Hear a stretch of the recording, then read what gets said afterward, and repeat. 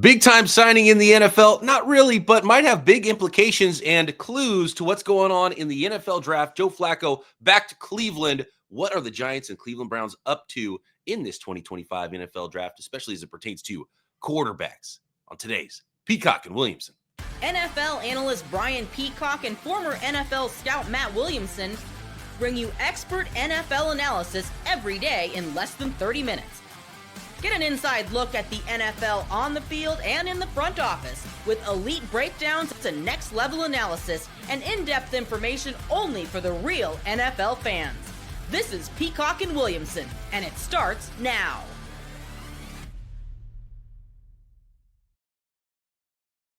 Welcome to the Peacock and Williamson NFL Show. Brian Peacock alongside Matt Williamson at BD Peacock at Williamson NFL. Thanks everybody for making us your first listen on the Locked On Podcast Network, your team every day. We love our everydayers. We appreciate you hanging out with us as we break down this NFL draft and get ready for the 2025 season. And welcome to the new listeners. Hang out with us every day, break down the NFL, have a lot of fun.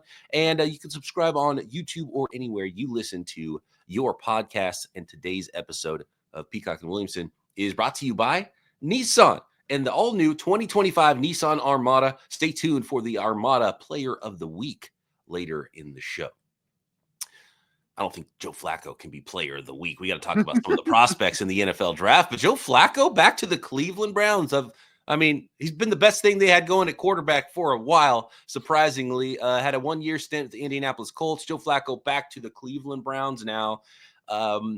It's not a major signing, but it might have major implications, kind of telling us what's going on in this NFL draft, man. Yeah, I'm not sure exactly how to take this. This seems like something that should happen post-draft if you don't get your quarterback. But he's had some success there. I think he's happy with the organization. They're happy with him, etc.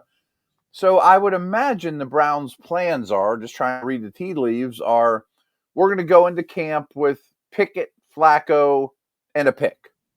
Probably not at number 2. I think that's going to be Hunter, maybe Carter, but I don't think that's going to be a quarterback at 2. So I thought that would be Pickett, Cousins, and a pick.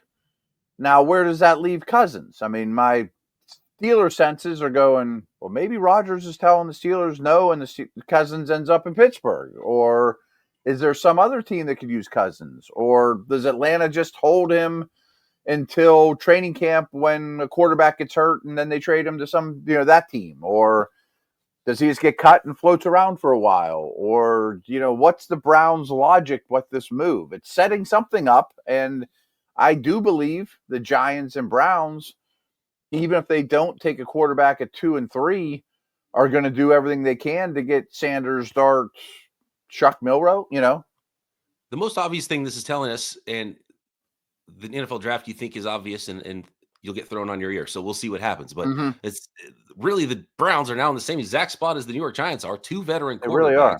And they have quarterbacks who can play. They're not long-term options and maybe not even the ideal week 1 options, but they can play week 1 for you, which tells me that they're going another direction and drafting a different blue chip position at picks 2 and 3 in the NFL draft. And so we'll see. I think that's a foregone conclusion. And I think that's what we already thought anyway. So this kind of adds up. Kenny Pickett, first of all, punching air right now because he goes from being potentially getting to start some games to, oh no, now I'm behind Joe Flacco, and then I'm also going to be behind whoever they draft. So Kenny Pickett back to QB3 probably for the Cleveland Browns. And it felt like with that Browns trade, which seemed weird with the Eagles anyway, I thought the Eagles won it. If he's just like a throwaway QB for you now, Kenny Pickett, and then what was that trade? But is that what he's worth now? Is just like borderline 2-3? Maybe that's all he is now. Here's the other part of it it's like we can say, oh yeah, okay, Browns and Giants, they're going to go different, and they should, I think, in my opinion, whether it's Abdul Carter or Travis Hunter, right? Go another direction with picks 2 and 3. But once you do that, there's no guarantees now. You don't know what quarterback it's going to be, where they're going to be available, if you're going to be able to get the guy that you do like, and clearly they should probably draft somebody. Do they not care at all if they don't end up with a guy and they draft a guy in the 5th round? Or are they going to be moving up and moving around and trying to figure that out? So that's where it starts to get very interesting. And to be honest with you, for someone who enjoys the NFL draft, you should probably be rooting for Shedeur Sanders to be available at pick 4. That's what I was thinking too. Right.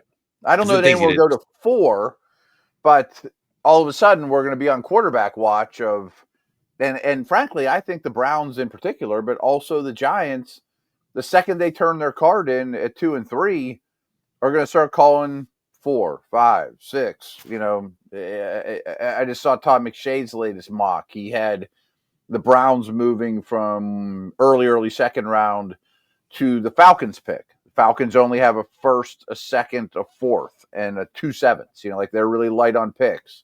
Got their quarterback last year, right? Yeah, exactly. Yeah. Vikings are really light on picks. They got their quarterback last year. There's some teams in that neighborhood. Could the Saints, like in Todd's mock, he had Dart just going to the Saints and instead of Shador. They took Dart over Shador, and I'm like, wow, okay. I don't know. I can't get behind that one. I know. That's a tough one for me to wrap my head around. And obviously the NFL draft is going to be fun. We can kind of go through some of those picks. I do have a mock draft coming up that might have some interesting picks that buck some trends because stuff's going to go crazy. Where's it going to be? Dart at 9 would certainly be one of those, and Shador falling past that. Yeah. But those teams, like I look at the Carolina Panthers early as well. Are they going to take the first of a group of defensive linemen that aren't named Abdul Carter? Yeah. You could still get a similar graded guy at pick 25 anyway, or 30 potentially. So the Browns going, and again, a team that already got a quarterback that could probably utilize the same trade that they got fleeced with going up, go back down the other way and gain a whole lot of extra stuff. Mm-hmm. Carolina Panthers. So those 3 teams that we mentioned, teams that have their young quarterback and that could use some draft resources to build around that young quarterback, and the Browns utilizing. But here's the thing: so Browns and Giants going way up potentially, and essentially at this point, you're just putting the Browns and the Giants in the same boat. They're drafting so close to each other. They have exactly dual veteran quarterback room. Yeah, the same owner wants a rookie. Same need for a long-term quarterback, and they're not going to get the top one in the draft. And then they can get a blue chipper at 2 and 3, and then you can move up from wherever. So they might be fighting with each other. The question is, are those 2 teams that could be bad potentially with a rookie quarterback or whoever their quarterback is willing to give up a future first-round pick? And how much that costs to go up? Because if you're going up from 33 even to 17, that's a future first-round pick. It should be a future first, right? Or a lot of 2s and 3s, yeah. And if you're trying if you're trying to pull Houston Texans, you're going to have to give up an insane amount to go from 33 into the top 10, right? Oh, yeah, right.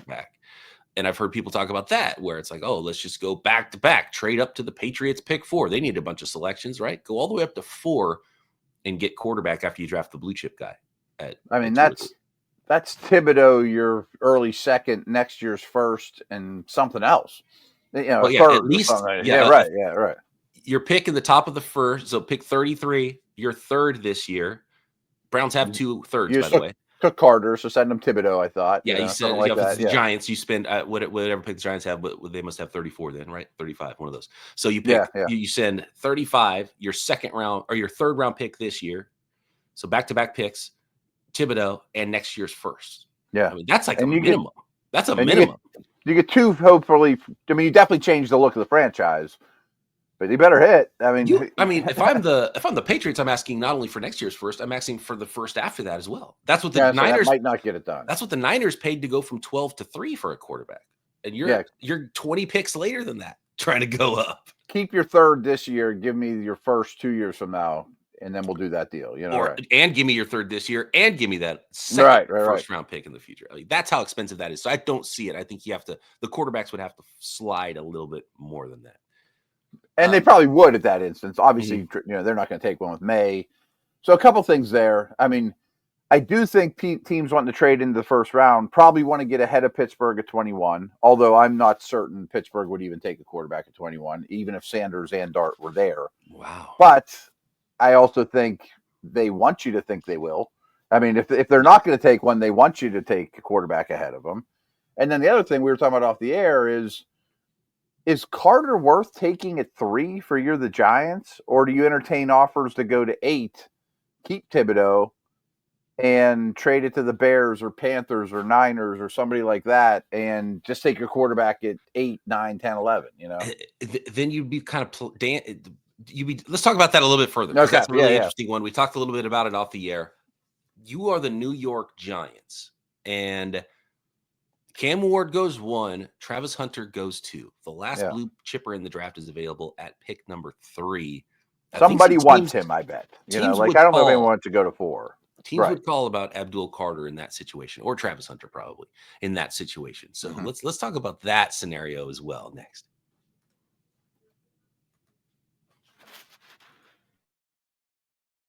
Today's episode of Peacock and Williamson brought to you by our friends at Nissan. The Armada Player of the Week is brought to you by Nissan and the all-new 2025 Nissan Armada. Each week we're talking about another draft prospect, a guy that stands apart, the guy that we believe showcase the strength and power needed to push whatever your favorite team is forward as we look ahead to next season. And this week's Armada and clear-cut player of the week is, I want to talk about nose tackles, because when it comes to the Nissan Armada, Matt, one player that you could choose in this draft that describes the Armada, which is heavy duty, rugged, conquers the road with capability and confidence, right? How about Gray Zabel? Good one. I was thinking Kenneth Grant on the other side. Kenneth Grant is another good one, because I was thinking nose tackles, and I just realized as I said nose tackles, I picked Tyleik Williams on Locked On 49ers as the player of the week. That's a good one too, in my opinion. And I threw this out there, this comment, and you can roast me on this comment. I think Tyleik Williams is the single player, Matt, that could help an NFL team's run defense more than any other player in the entire. 100%. Tyleik Williams. So there you go. Kenneth Grant, another one. Gray Zabel. I mean, there's a lot of rugged, heavy-duty players that conquer the road with capability and confidence, just like the 2025 Armada. And just like you can, not only in the Nissan Armada, obviously an outstanding vehicle, but what about the Nissan Rogue or the Nissan Pathfinder? So go find your next big adventure. Shop at NissanUSA.com.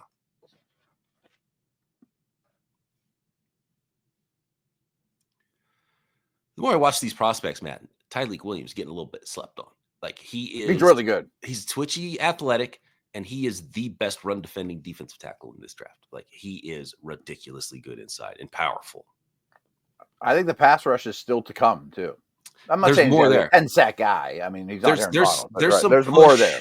There's some push and some penetration available there, and I think he's a more clear-cut finished product than Kenneth Grant is as a pure nose tackle. Yeah. Day one. Yeah. And I get why Kenneth Grant would still go earlier. He's maybe a little bit more athletic, but you're still projecting more. Tyleik Williams, I know exactly who that dude is.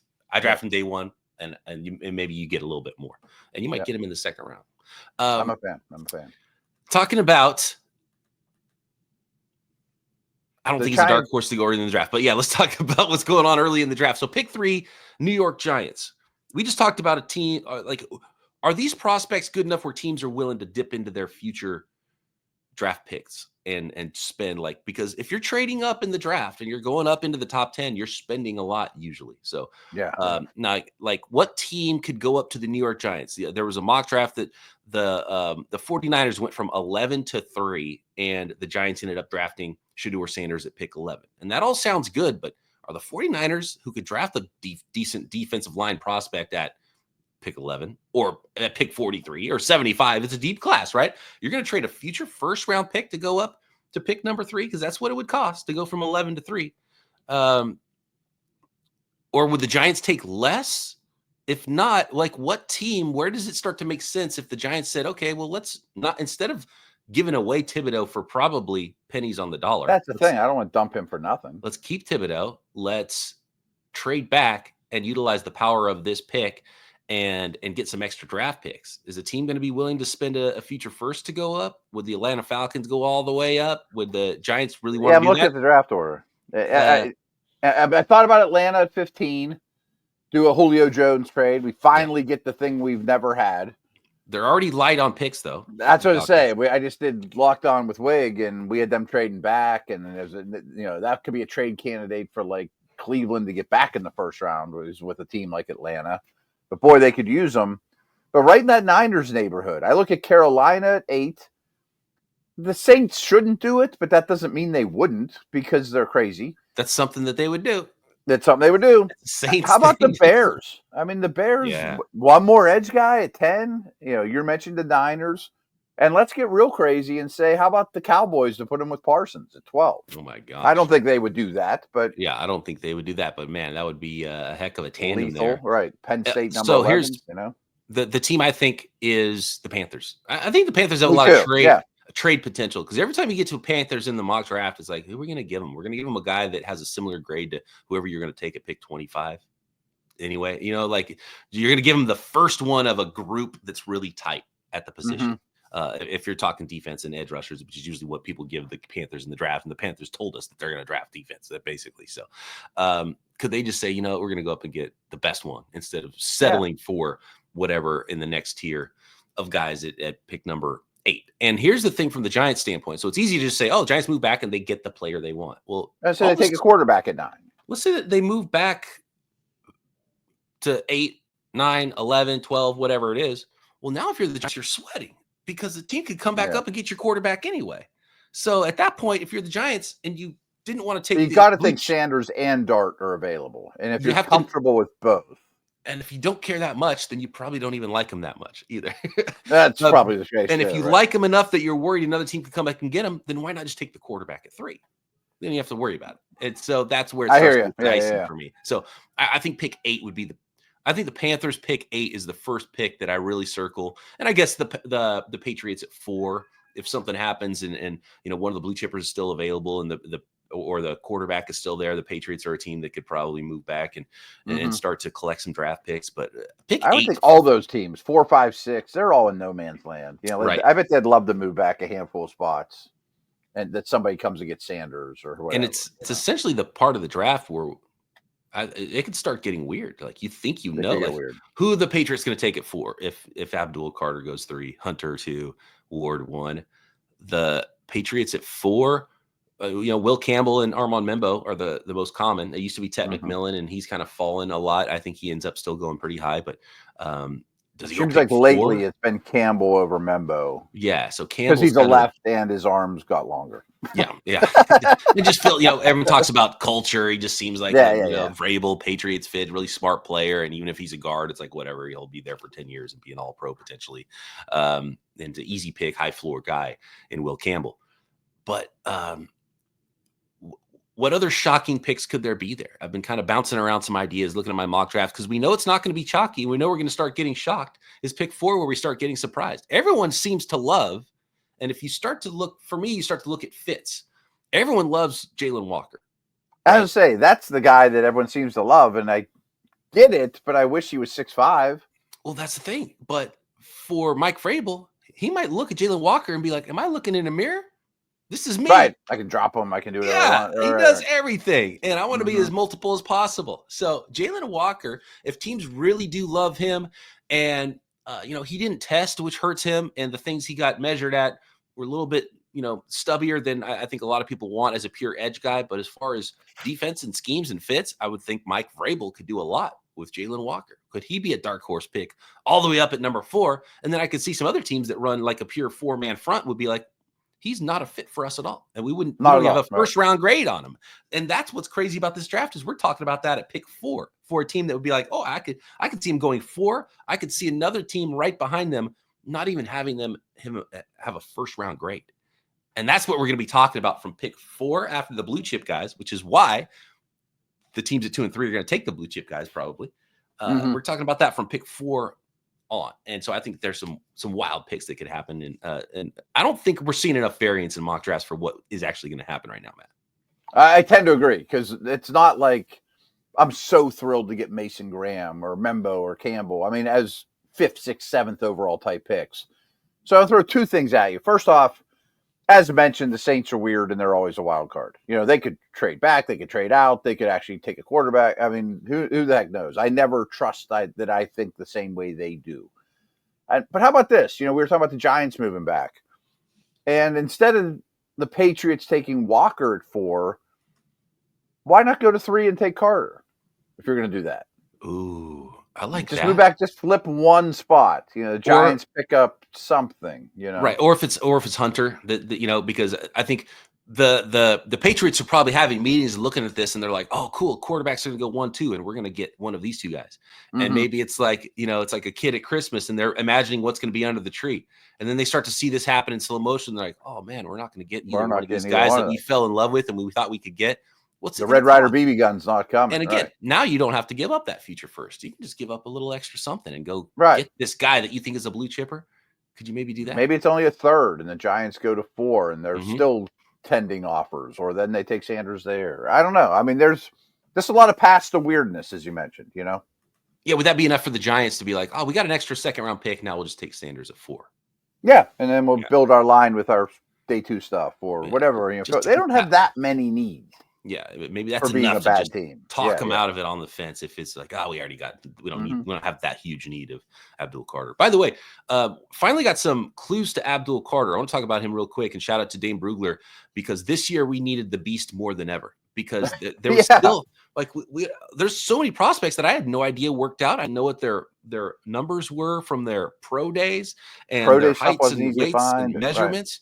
So Abdul Carter here actually helped himself quite a bit, and nobody's talking about it at his pro day. So first of all, he hit the 250-pound mark, which is huge for him. He was also not only was he, because there's people worried he was going to be barely 6'2", and have the Jalen Walker length profile. But he was actually 6'3" and 3/4. So he's nearly 6'4", 250 with 33-inch arms. So he hit the 33-inch arm threshold, which is good. You want to have long arms for an edge rusher. So he's much longer than Jalen Walker. I mean, and apparently he's guaranteed a top 3 pick now. And he didn't test and do anything. But I mean, that's about as big as you could have hoped watching him on tape, to be nearly 6'4", 250 with 33-inch arms. I mean, that's a home run for him. That's really all he had to do in this whole pre-draft process. He didn't have to run. We already know how athletic he is. Mm-hmm. So I don't think people are worried about the foot either. So yeah, the injuries, I think he's locked up the top 3 pick. Right. The injuries are there, but they're not super concerning injuries as well. So Abdul Carter's kind of solidified himself there just by being 6'4", 250, essentially. But if I were the Giants, I would dangle him. Next, I want to talk about a couple of dark horse picks. The one that's really bothering me is 5 and 6, Matt, because Mason Graham is in every mock draft at pick 5, which means it's not going to happen. So what's really going to happen at pick number 5? And I've got a really good player at pick number 6, and I'm shocked that nobody's talking about it. Next.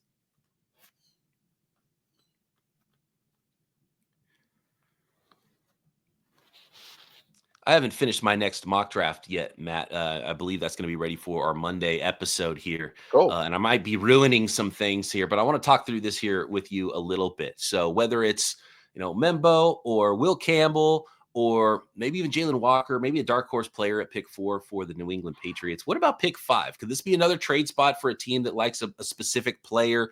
And could, who's the non-Mason Graham player for the Jacksonville Jaguars? Because I hate it, and I just cannot put Mason Graham here. I don't either. I put Genty there. See, I like that. That's a really good one. I know what I'm getting. Trevor Lawrence says thanks. Tampa wanted to run the ball, Right. Like how many, I keep going through this, how many teams are going to sit there on draft day, look at their draft board, and not take the player with the highest grade? Yeah. Which is going to be Genty at some point here in the early first round. I know trading up for running backs is dumb and I don't condone it, but if you were the Bears at 10, would you be interested in getting ahead of the Raiders to take Genty? The reason I would say for sure no is just because the Bears have 2 high second-round picks, and there's going to be a really good running back there too. There is. And so, that's kind of the argument for the Jags or for the Raiders, for any of these teams to not take Genty, is like, while Genty's a really good prospect, I mean, come on. Yeah. Hampton, Judkins, Travion Henderson, 10, you're going to get a really good player at the top of the second round at running back. And you might not get that good of a player at another position you could potentially be looking at here, especially if maybe offensive tackle is the one you want. Graham is an interesting one because I feel like everyone loves him, but he didn't really do much in the spring to help his prospects. And the Jaguars I feel like they could go another direction. I don't know. I don't know what that direction is. I like the Genty idea. I've heard people even say Walker there, but I'm like, that's one of the only good positions they have is edge guys. The edge guys is where they're set, but he's a different player that could maybe play a different role. He's different than the other Georgia Walker that they already have. But that's the thing I would put Walker in this conversation with James Pierce, probably Mike Green too, even though Mike Green shows a little bit more power as just a 4-down defensive end, but he's still only 250 pounds. I think even Abdul Carter, I mean, he's not a power player, Abdul Carter, right? Which is probably the reason why maybe he slips to 3 and doesn't go pick 2, just because, his profile isn't perfect, even though you love him as a pass rusher. There's a lot of sort of stand-up 3-4 traditional type edge rushers in this class, and they're not going to be a great fit for some of the teams that are running a 4-man front that want a 270-pound defensive end. And so that's why we shouldn't be shocked if we see Mykel Williams and probably Shamar Stewart like going ahead of the speed he got, because that's kind of what we do as draft nicks and draft community and fans. We start looking at these guys and we're like, oh, look how fast this guy is. He's super fun. I like him the most. And an NFL team and a defensive coordinator and a defensive line coach goes, I can't play this guy on first down. Give me Shamar Stewart. Oh, we'll teach him 240 pounds and give me the 280-pound guy that can crush you and has athleticism. We'll teach him some pass rush moves. So that's why you shouldn't be shocked if some of those guys fall, and they have to be the right Bengals fit always have rushers. Bengals always have a big defensive end. Like they're not going to take the 240-pound guy. I mean, I know it's a new regime, but the Saints have always had the big defensive ends, the Cam Jordans. They're not taking the 240-pound guy. I mean, that version wouldn't have. I mean, there's a lot of teams like that, which kind of keeps bringing me back to, and I'm not saying it's right, but it's just how the draft always works. Instead of taking a square peg and shoving it in a round hole, do we see 3 quarterbacks in like the top 12 when it's all said and done? Shador and Dart, and just give me the quarterback then. If the defensive players don't fit the way I want them to fit, Yeah, there's so much depth, and that's why when you said the thing about maybe even if a quarterback falls to 21 in the Steelers, I think about the Steelers and it's like and I know I've seen some of your mock drafts, Matt, and you're plugging in a defensive tackle, right? It's a lot over and over, yeah. Walter Nolan or Kenneth Grant, pick 21. Or Harmon. Every time it's one of those. Derek Harmon, right. No. But that's the deepest position in this draft. I know. Draft a quarterback at 21. I know the Steelers have no second-round pick, but round 3, there will be a nose tackle. There will be. CJ West, or like it might not be that guy, but you can move. They want the next Cam Hayward, though. Yeah, they want the next Cam Hayward. But man, this is a good draft for outside rushers, nose tackles, 5 techniques. The teams that run the odd fronts and the multiple fronts and the traditional 3-4 style. I think it's also a good year to be like the Super Bowl teams too. Like Kansas City and the Eagles might end up with Harmon or it's so annoying. It's so annoying. You can see it coming in slow motion. It's going to end up being the Ravens are going to get someone they shouldn't get. Right. Yeah. The Bills the Ravens, the Chiefs, and the Eagles for sure. Eagles are going to get Mike Green, Luther Burden, and Walter Nolan. And they're all going to be perennial Pro Bowlers. Right. Exactly. Right.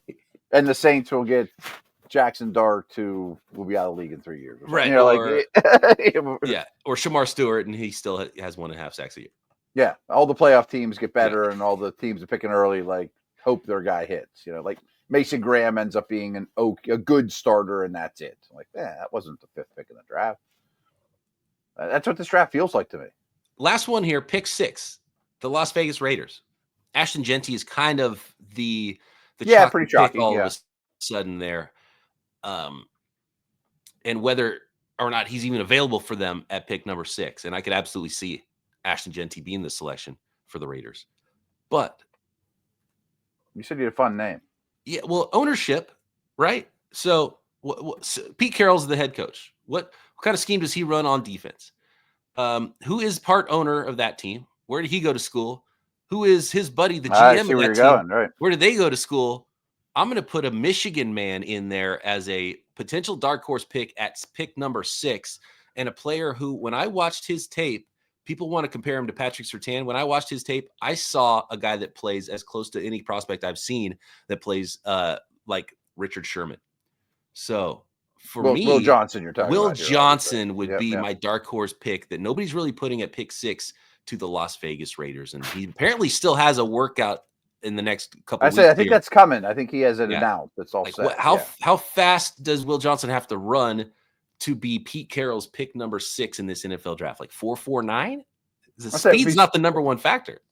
If he's under 4.5, I think that's a very possible scenario. Yeah. If not, I don't know that Pete would get rid of him at 4.52 because he does have the length and the downhill attacking mentality and all that stuff. And I think he's another guy who got burned by the arm length. His arm length was 30 1/8 inch at the combine. I bet it shows up over 31 at the pro day. Because he looks a lot longer than that and plays a lot longer than that. Yeah, he does. But as far as fit, Will Johnson is made for Cover 3, Legion of Boom, right? That defense, and you got Michigan guys all over the place making decisions for that organization. So I don't think that's crazy at all. Yeah. There you go.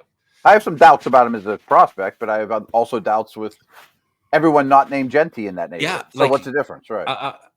I know that some of these guys are fun, but think about fit a little. You got to get in the mind of the team and the scheme a little bit more. And I'm going to try to do that with my next mock draft and have better fits and not just be like, oh, this guy looks fast and fun. It's like, well, he's not even a 3-down player. How are they going to draft him in the top 15, right? And so we got to be. That's the Jalen Walker stuff still has me looking at. Got to be the right team. I can see it. Right. Teams love him and maybe love him in interviews, but Johnny Barron's another one for every me. Down. Right. Johnny Barron, like no chance he goes in the top 10. He was a zone corner on the outside, so he doesn't show us any kind of like shutdown ability as an outside corner in his career. No. And he's better inside anyway. Yeah, he's got 730. He's got 29-inch arms. And it'd be different if he was 6'2", right? Right. He's not 6'2". Teams are clearly going to look at him and be like, well, he's probably an inside guy and we've seen really good inside prospects go pick 40, Cooper DeJean, 45, right? With Brian Branch. And you're going to tell me that Johnny Barron's going to go top 10? Yeah, I'm not sure about that either. Right. I'm not seeing that one. All right. So some clues to my next mock draft. Let us know what you think. Tell us some dark horse picks that aren't showing up in mock drafts for your favorite team. At BD Peacock, at Williamson NFL. Drop a comment on YouTube. Subscribe while you're there. And Matt and I back Monday right here. Peacock and Williamson.